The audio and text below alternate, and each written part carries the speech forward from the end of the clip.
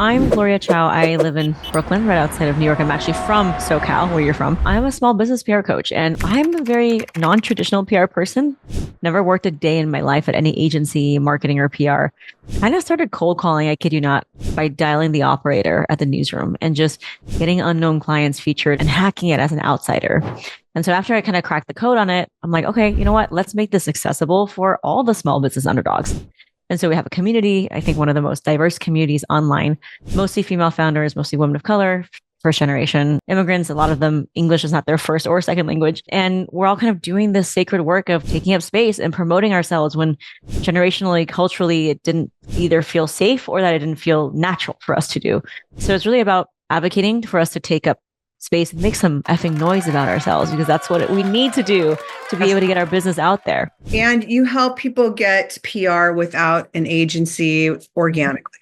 You also have a podcast. Small business PR. Yep. So I'm all about access. I'm asking the journalist, right, who's writing for Forbes and for Marie Claire, what are you looking for? What's the subject like? We get real nitty gritty into all the ins and outs of how do you actually get featured as a first time founder, as someone who maybe you don't have a big following, but it's absolutely possible because journalists want to discover indie brands and fresh new voices every day. I want to dig into that. But first, with your podcast, I kind of did a deep dive and going through your podcast. I mean, is it all people from the media that you interview, or are there product-based people or some of your founders that you interview? Yeah, we interview a lot of our founders. We've gotten amazing results. And we've also done some untraditional stuff. So I talk about my own healing journey with generational trauma and psychedelic assisted therapy. I talk very openly about that. We had a grief coach coming on talking about grief and business and somatics.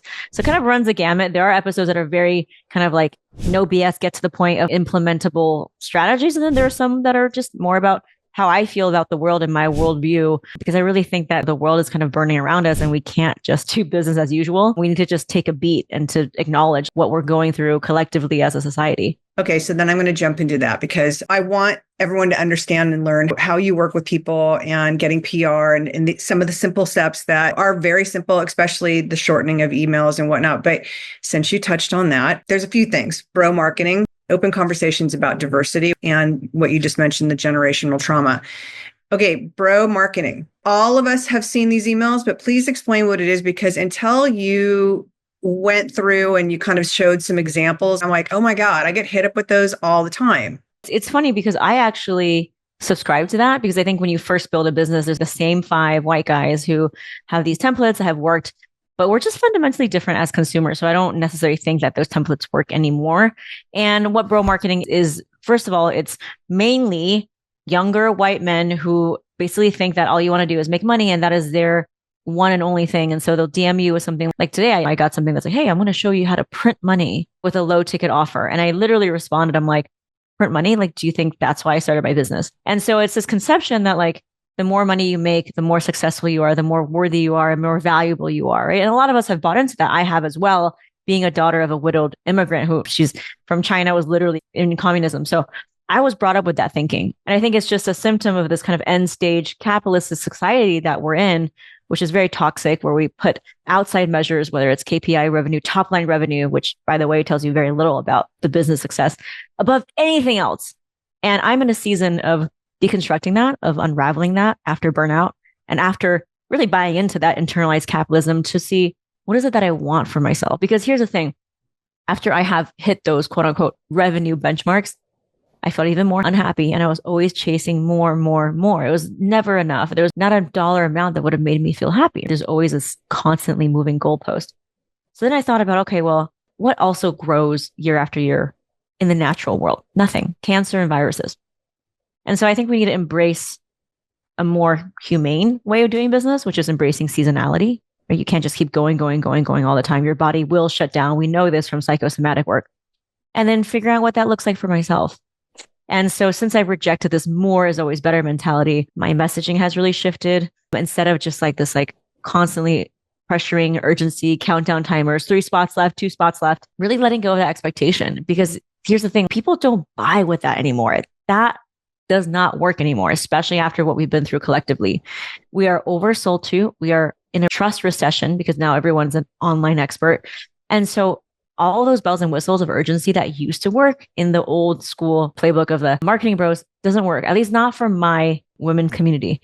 So it's about selling differently. It's about putting humanity first, service first, asking them about their business instead of making assumptions. And it has absolutely radically changed the way that I identify as a business owner, as a community leader, as someone who makes people feel seen. And it's been great. It's a beautiful journey that I've been on.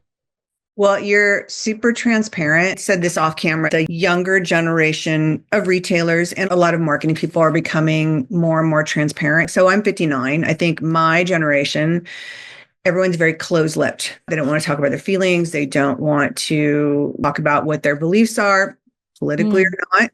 And I think that what's happened is that you really don't get to know what the person believes or not. But I think that it's because of out of fear. And looking at your podcast, one of the things was why losing followers is the best thing for your brand. And I said this last time we started to record, it didn't happen, but every single time I will post something that I believe in, I believe in human rights.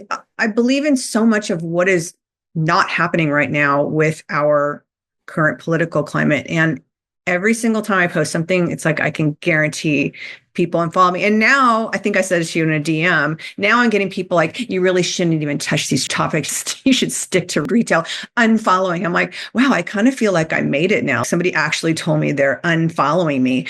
Speak to everyone a little bit about this, because I really believe there's so many people that won't. I can tell you 10 stores that I love dearly and I tell them all the time, thank you for using your voice, of why it's so important to use your voice when you don't agree, or even if you do agree with what's happening. It doesn't mean you have to be against what's happening. You could be for it, but why is it so important to use your voice? Yeah. I think in the state where we are, everyone can make a product. Everyone can be an expert. Information is no longer a precious commodity, and the barrier to entry to establish authority online becomes very low. So it's not so much about how many followers do you have or how many accolades do you have. I think people make buying decisions now based on a completely different set of parameters than maybe before. And especially after what's happening with the world and what we've been through, we're looking at values alignment, even if you make a fidget spinner. And so to just think that you are somehow cut off from your values, or people don't care about your values, is absolutely not true. And especially and how competitive this market is, that's really the only way you can stand out is by telling people what you believe in. And so I think to remain silent, yes, good for you. That is coming from a place of privilege. But I think our customers now are at a point when they really want to know your values. And if you don't actually tell people what your values are, they're going to make assumptions for themselves. So it's better to just go ahead and just tell people what your values are. Because again, people are buying with values, with or without you telling them, and they're going to make assumptions. To me, I'd rather have people not have any doubts about what I stand for by me just advocating very loudly for who I am for and who I am not for. The thing about losing followers is, we know that the billionaire oligarchy owns all of our data now and ads and everything. And so the day that the inauguration happened was also falling on MLK Day, which is the irony. And so I actually grew up with a Black family, which not a lot of people know, but in high school, my best friend's family took me in and I lived with them throughout high school. And just to witness the experience of being Black in America, it was a single Black female mom and then 4 daughters, was really eye-opening. We lived in a predominantly white neighborhood in Orange County, California. And so that was really interesting, being at the intersection of all of these things. And when I reflect on my community, I realized, oh my God, we have such a diverse community. And it's not that I started my business thinking oh, I want to attract diverse people. They kind of just naturally came into my world. And now I'm looking around, I'm like, every single person here, 95% women of color, they're either differently abled or they're immigrants or they're indigenous. And I go to these events and these really, really quote unquote popular online coaches with a ton of followers. They're always like, I really love diversity and I'm really want to attract more diverse people, but they just don't buy my program. Why is that? I just had to be honest. I'm like, you don't attract diversity, you become diversity through the content that you consume, through the things that you repost, through the people that you have on your podcast, through the people that you align with. So people are picking up on these subconscious things, whether or not it's conscious or subconscious. So I just think we need to completely reevaluate. If you want a diverse audience, it's not, oh, well, they just don't come. It's well, how are you actively playing a role in that? And so for me, I always grew up proximate to different cultures and relations. I grew up bicultural, bilingual, and then being raised with a Black family. So I'm kind of a identity crisis on the inside. And so I think subconsciously, my choices and what I go after are just things that are different from me. I want to experience different things. And so I think because of that, people naturally gravitate towards me. And now I realize, oh yeah, it's because I do tend to gravitate towards that. So for anyone who is also questioning their community and maybe they want to be more diverse, that's where you start. Again, you don't attract diversity, you become diversity. You set the standard. I love reading the story about your family and the four women that you were in, including the mom and the photos. And that was great. But you talk about generational trauma, which is another thing. That word now, it's becoming more and more open. I think women in business don't want to look weak. So people don't want to talk about what perceived trauma they went through, and they may not even know it's trauma. There's some things like for financial trauma that I went through. When I think about the conversations that I would hear my parents arguing about, and then once my dad left my mom, he left her with nothing and she had to beg for her allowance, whatever you want to call it, that he was supposed to be giving her. And watching that and that scarcity mindset, she still is like that. And it kills me. She's 82. She owns her house in South Carolina. Her husband just passed away, but she's still that scarcity. And I don't think people understand that scarcity mentality. 90% of it comes from your generational, what you taught and what you learned and what you heard your parents, or your single mom. One story I can remember vividly was she was on a fixed budget. She was a working mom. We were basically latchkey kids. And she, like I still do it. I write out a menu every week. I go to the grocery store, I plan it, put it up on the kitchen refrigerator so everyone knows we're eating. And so she did the same thing. And there was those old school Chinese chicken salad noodles. I forget the brand that used to make them, but they were super good. They were just these crunchy little noodles. And my mom was this total health freak. You're not allowed cookies, chips. So we never had that stuff. And being a kid, I just wanted something crunchy. So I literally ate the entire can. She lost it. I've never seen someone have a meltdown so much over these. And now I understand, it's because that was part of our dinner. That was what made the dinner yummy. And I just literally ruined it by eating it all. And she couldn't go purchase more. It wasn't in the budget. And these weird memories are starting to come up. And that generational trauma, talk a little bit about how that affects people, and especially women in business. It's also a vestige of this like white supremacist end stage capitalism, where it's like, oh, we're all starting off on the same foot. And so I'm not for victim mentality. But I also think that in business, we need to embrace the wholeness of somebody. And so my upbringing is very different than my white Italian husband who grew up in Italy. His parents were not wealthy, but they had electricity in their house. My uncles went to labor camps under communist China. My mother was sewing shoes in a factory. She didn't have a toilet, a sink, or a shower in her house. Like she had no running water in her house until she met my dad.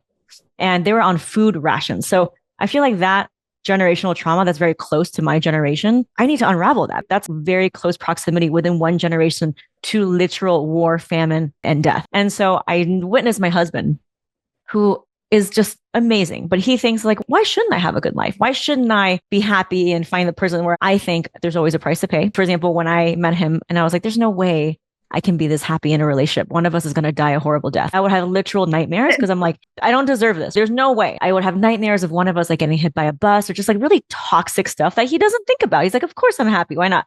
And then I noticed in business too, where like, I saw my mom fighting over like $1 or like whatever. And so that was ingrained in me. And so when it was time for me to hire, I was terrible. Like nobody wanted to work for me because I was nickel and diming people. I was completely unable to delegate. I didn't have that trust. And so it really held me back in so many ways because I didn't have that growing up. And I really think we need to acknowledge the wholeness of people's stories, whether it's generational or cultural, or the fact that I don't walk into every room and I see someone reflected back at me. If I'm a person who is differently abled, we need to acknowledge that. And I think so much of business is like, we just don't even acknowledge it at all. And we just go on business as usual. But right now, we know in this administration, people's rights are literally being taken away. People's livelihoods are threatened. So I think it's very ignorant to be able to just do your business as usual while the world is burning and not acknowledge that at least acknowledging wherever you are on the privilege spectrum.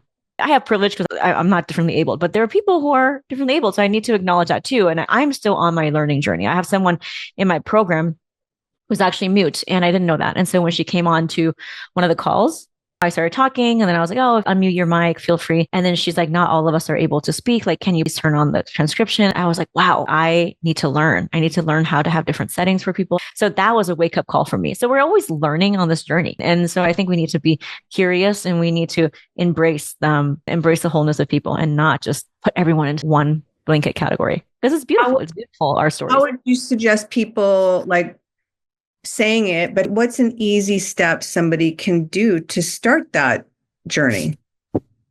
Well, I think it's just to start asking questions. Like, I would love to know how I can make this space a little bit more inclusive and safer for you. So it could be for that, or like hiring somebody who can do a consultation in your program who has experience doing equitable business training. And so just being curious and learning and just challenging our assumptions, because even my assumptions would challenge. I realized I need to put on captions and transcriptions and have different ways for people to learn. So that was a learning process for me. At every point, we're always learning, but you ask questions. So I would ask her, what's the best way for you? And even people who are like introverts or neurodivergent, maybe they don't want to raise their hand in a Zoom room and then they ask questions differently. So then, okay, well, how do I build in a different mechanism for them to still get access to me, but maybe not in a way that involves unmuting your mic, which might not be comfortable for them. You speak a lot about your parents or your mom. Give me a little bit background on how you got here, if you don't mind sharing that story of how you ended up with the family in Orange County in California.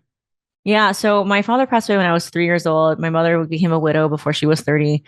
In a new country without community, I think that she just had to pick up the pieces and just kept going. A lot of Asian parents are known to be emotionally unavailable. She was not only emotionally available, she was geographically not available. She literally was working in China and my life was here. So I was raised by grandparents. I was raised by aunts. And during high school, she got divorced from my ex-stepfather who kicked us out of his home. So she moved back to Beijing and then I continued school here.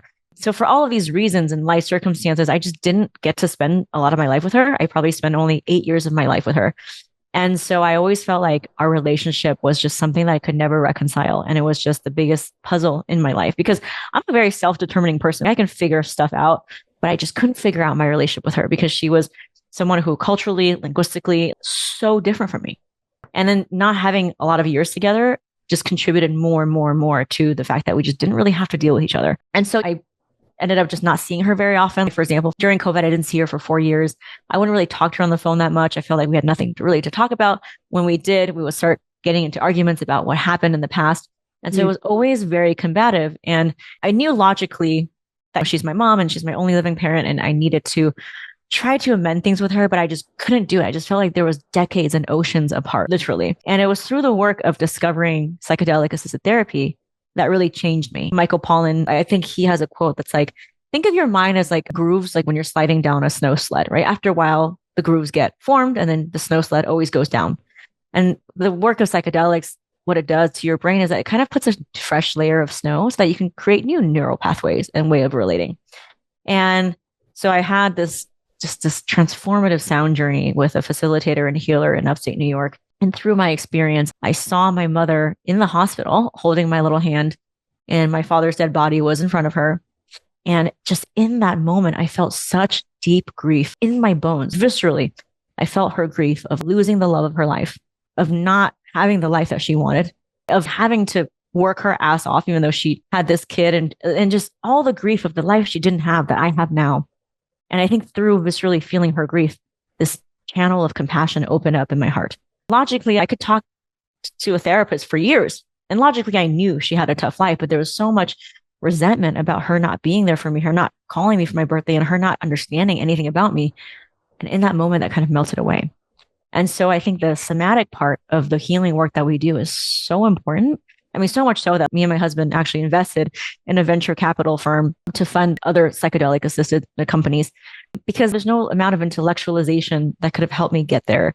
But feeling her grief and exploring its contours and all the things that I've been avoiding has really made me just love this woman. Every chance I get, I fly her business class. I took her to Vietnam. I took her to Morocco, Italy, and Spain on an all expenses paid trip.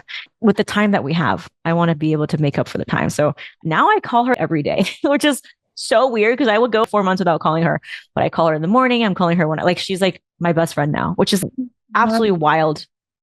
Was it hard for her? Because so much of what you just said in a different way is the same thing I've gone through with my mom. And she just came out here. She was with us for a week. And There's so much hurt and pain in our relationship. I'm going to start crying. There's such high walls around me now, just from how she treated me and handled situations. I haven't spent this much time with her in, I want to say 30 years. She'd come to my old house with my ex-husband and have dinner with us. She only met Dave when I was getting ready to go into hospital. She'd stopped talking to me for 4 years. And she came to see me before, and it was like one of those visits, someone drops you off and she comes and sits down and talks and, okay, bye, I'm going. And that was it. So now she's here in my house. I've never spent this much time with her. I said to my husband, I am so fucking mean and I am so impatient, because she'd be doing things and be like, what is wrong? What's going on? Triggered. Yeah. She's 82. She's getting out of the car. She's trying to put her jacket on. I'm like, what is wrong? My husband's like, I'm going to go help her put her jacket on. Like my husband's so patient. And I just was like, I'm so mean, but it's like so much of those walls and that anger. Patience can't come in if there's years and years of resentment. We have to deal with that resentment, and we have to clear that in order for anything else to flow through. I'm glad that you talked about this journey. Also, you just came back from a month in Mexico, which, by the way, looked unbelievable. Did your husband go with you? Yeah, so he went with me for the first part, but then he has to be in the office. And so I'm so grateful for this work that I get to do, because I get to be in Mexico. And I was connecting with medicine women. I had a lot of healing done. And I would love to do a retreat, by the way, because I'm now connected to so many amazing facilitators and musicians. But Mexico is amazing. I really think that there's no higher work than to heal ourselves in this lifetime. And I know it gets thrown around because a lot of the wellness people are like, heal yourself, and like toxic positivity. And a lot of it is around consumption and buying shit. So I think there's that branch of like healing, but then there's the deep healing, which is what we're talking about here, which is like, how do I create a space before reacting to something really triggering that my mom always says, and just let it breathe a little bit. And in that space, love and compassion can come in. That's what I'm talking about. And so I think that type of healing work to rebalance our nervous system, to feel like we're not constantly in a fight or fight survival mode, even though we've been that way our whole lives. There's no better work. There's no higher work. And when we heal ourselves, we heal the world. Because here's the thing. My mother didn't change. She still does things that are annoying as fuck. Okay. She is so annoying. She did not change, but I changed in the way that I responded to her. So before, I used to be so combative with her. I'll never forget, like one time our neighbors called the cops because me and my mom were yelling at each other so loudly that they thought there was a domestic violence fight. That is how much anger and pain there was before. And now when she says something about the past that I don't agree with, I just kind of take a beat.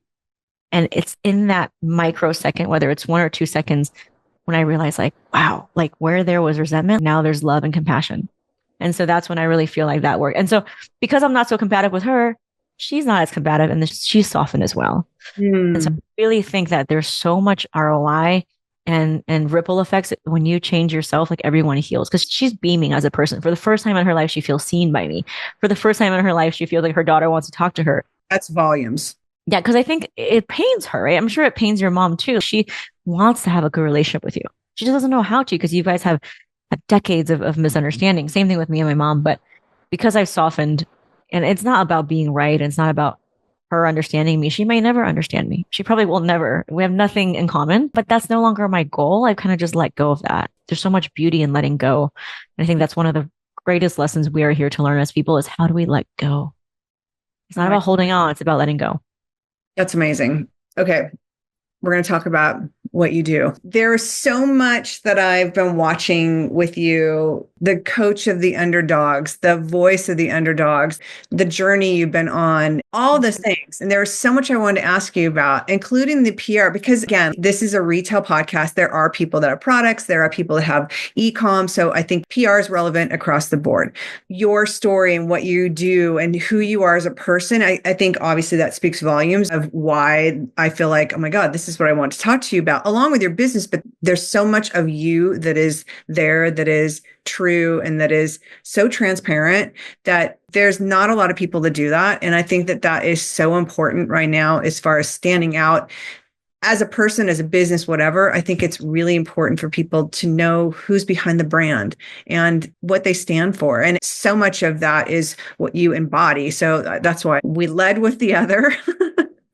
Because you had said you never worked for a magazine, and you're able to get people in magazines with some easy steps, with your knowledge from hands-on and kind of hacking the system. Yeah, I think for a long time, and currently, the PR industry has been able to make a lot of money and charge 10 grand a month each month for 6 months because there's not really a lot of transparency. It's traditionally like we own the relationships. We know the journalists, so you have to pay us. Well, guess what? Women of color, like we don't have access and privilege. We don't come from generational wealth. So I think the whole like having to pay a gatekeeper when like we own our stories just fundamentally doesn't sit well with me. And so I'm like, okay, well, how can we give the power back to people who own these brands, right? The founders, because that's what journalists want. The journalist wants to talk to the founder. They don't want to talk to a PR rep. And so as long as we know that, then okay, we can talk about the nuts and bolts of, well, how does it actually get featured? When you boil it down, PR is just writing a good pitch and sending it to the right person. It really is. It's like everyone can do that. And it's not about like, oh, you need to know someone to know someone. And so let's talk about that. What makes a good pitch? I've written pitches for toilet paper, for AI software, and doctors. They all get featured. So there's no such thing as newsworthy person or a newsworthy thing, but there is such a thing as a relevant pitch that goes with the seasons of what people are buying. So think about what you're doing. Think about the seasonality of it. Spring, summer, citrus flavors. Make a hot sauce. Maybe it's winter warming. Think not in terms of your benefits and features, which we all do, but how do we zoom out and think about the trends? Okay. For example, if someone in the wedding industry, Sophia Richie's wedding was huge. So what kind of trends were there? What kind of colors? What kind of designs? If you're in food and wine, what are some of the amazing standout dishes or ingredients that people are doing? White Lotus was very popular. And so when they were filming in Italy, a lot of people were going to Italy. So maybe there's some travel situations there. Always tie it back to something that is relevant or seasonal. And I think that's the number one thing you need to know is that that's how these stories are getting written, whether it's for Mother's Day or travel essentials or back to school. These stories are being pumped out every single month with certain themes. And so you want to pitch with the themes. And in terms of how do you select what product, it's easy because you think, okay, if I make 50 different products, which one is the best one for right now? Right now, we're getting into spring. We're getting into Earth Day. We're getting into sustainability, eco-friendliness, non-toxic stuff. We're getting into things for mothers. We're getting into things for outdoor. So think about products for that. And then in terms of who to send it to, it's not editor at Vogue.com. It's not the editor in chief. It's the commerce writer or the shopping writer who's actually recommending products. It could also be the wellness writer or the travel writer, depending on what beat you're in. And a simple way to find out who's writing it is by doing a simple Google search. I mean, I love perplexity.ai. It's a really great AI search. And you can literally type in what kind of gift guides does apartment therapy write every year? For example, if you make a home decor thing and make candles, you can see that they write gift guides under $50 or stocking stuffers. And you can say, well, great. Well, I can pitch myself for that. Whereas if they don't make a luxury item and you make something that's $500 and maybe that's not great for you. So these are some of the tools that you can use. Another thing you can do is install a Google News Alert, which is free. So you type in the search box, Google News Alert, and let's say if you're in fitness or fashion, it'll ping you with all of the articles being written about for your industry. Wow, that's great. And it does two things. One, it trains your brain to think in terms of subject lines and headlines, because that's what we need to do. We need to be good stewards of the news. And you can also copy and paste the journalist's name and their email address, and you can fill out your own ever expanding media database. Now, in my program, we have that database for you, but you can totally do it yourself as well. It's going to take a little bit more time. You can also sign up for things like sourcesofsources.com, where every day there are journalists looking for specific people to interview, give things to include. And I'm sending those opportunities for my PR students. And also Substack is a great gold mine. You can follow a lot of journalists who write gift guides, physical product features on Substack. And a lot of them are freelance. So they will tell you, hey, these are my April stories. If you make something that's under $150, eco-friendly and non-toxic, send it to me. Here's my email. So these are all the free tools that you can start to take this in-house. Is one of them, because I had heard from another PR person, help a reporter out. Help her out is no longer. And so now the website closed down. So now it's Sources of Sources. Okay. I wonder about it because I was doing that for a little bit and it was great because it's like, again, every day. So for magazines, obviously the production is, I think, 4 months out. Print, yeah. Like if people are looking at right now, they want to get into, say, the Oprah gift guide. Is there some simple tips that you can give them because that's going to be coming up here pretty soon? Yeah, so we do have people getting into Oprah gift guide. What I would do is do a search and see what kind of gift guides they do at what season. Now, obviously, a lot of people, when you think about gift guide, you only think about Christmas time, but there's so many gift guides all year round.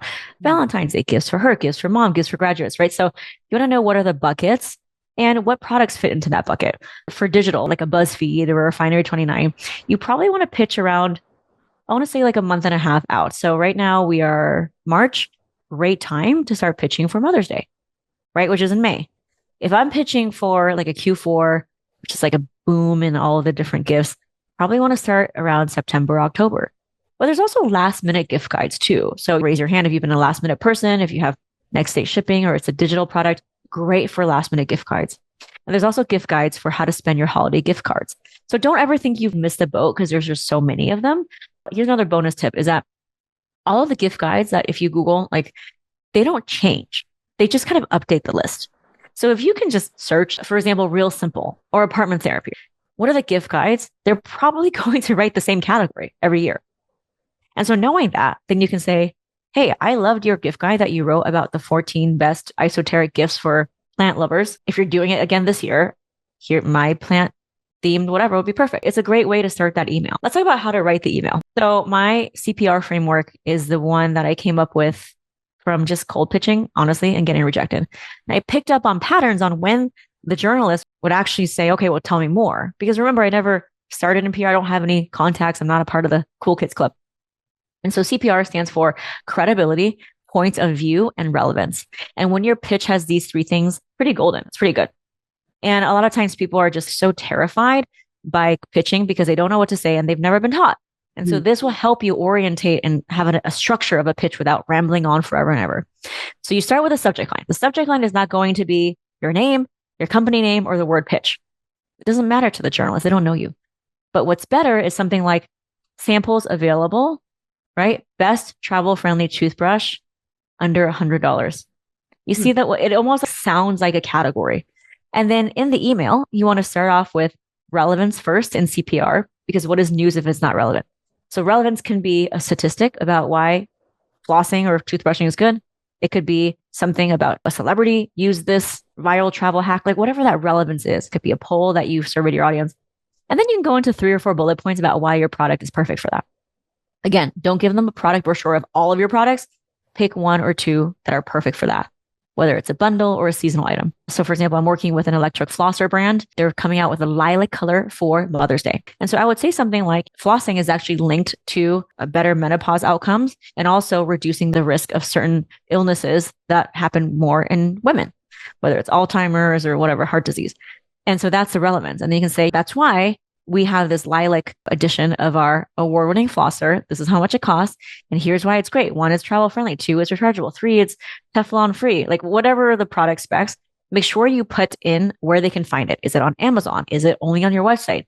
And you also want to put if you can give them a sample and even put that in the subject line, like samples available, if it is available.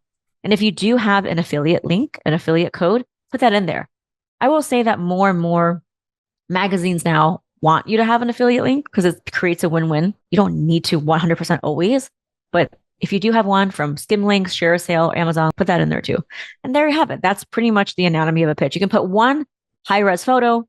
Do not attach a lot of stuff. It's going to trigger the spam. What you want to do instead and say, if you want to find out more about the brand, here's more, here's a link, and just direct them to a Dropbox link or something on your website. Because I think everyone gets tripped up in the first sentence, like, hello, so-and-so.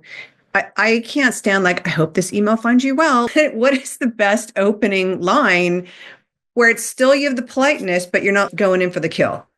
The best opening line is if they wrote something in the past and you can compliment them about it. So something like, I loved your roundup of like golf clubs that you wrote last year.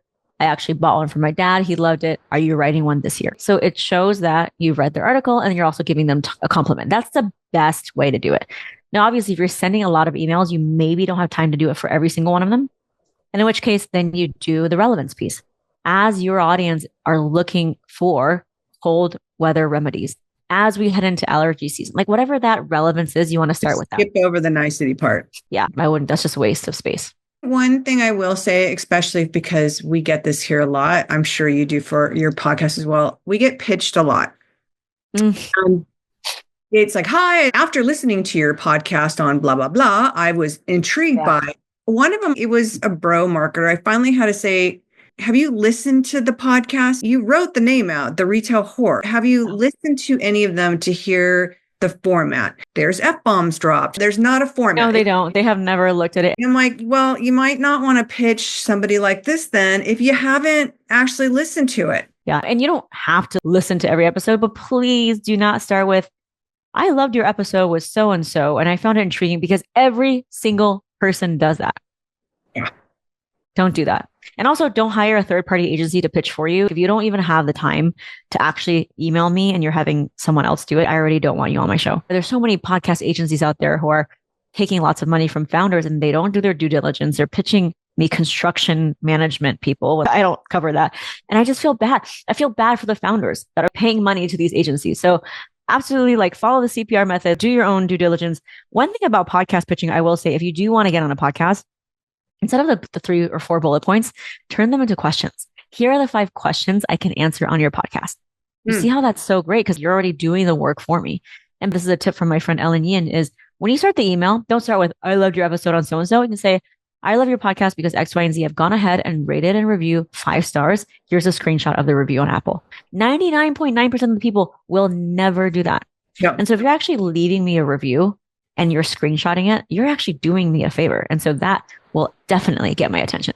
Yeah, I agree. It's interesting because it's coming up more and more. And I got one person that I'm like, absolutely, I want to interview this person. But the other thing too, it's like, and this has nothing to do with what you're talking about, is like, now I'm starting to ask, can you send me an example of something they've been on, please? Because this industry, as far as retail podcast, and it probably is the same for PR, is that it's all old white guys talking about retail numbers and the 100%. industry. And this is not what we are. And it's just amazing to me how many people that are the old white guys that they're pitching. I'm like, I wouldn't even know how to have a conversation with them because they're so tight and it's so painful. I'm like, it's weird now to be getting these emails and learning my own learning through trial and error of like, have you listened to it? Right. Is there a values alignment? Mm-hmm.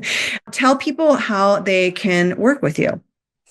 So I have a PR program, and it's a product featured program. It's really about giving product owners access to the media. So I give you access to the top 1% of editors who are actually writing these. So I have people coming in from New York Times, from Forbes, from Good Morning America, who love covering small business. And I had someone from BuzzFeed coming in, featured 5 of our founders. So it's giving you access. It's giving you a community of other women founders who get it, who might not fit the mold of what you imagine like the media is. So it's a lot of people of colors, people from different backgrounds, cultures, and we're all kind of doing this together. We're validating each other. We're supporting each other. And then I tell you exactly what's the right angle that you should pitch with. And so you become a better writer, how to message, and walk you through all the steps to get featured. So yeah, it's access, it's community, it's training, it's plug and play, proven pitch templates, and a media database.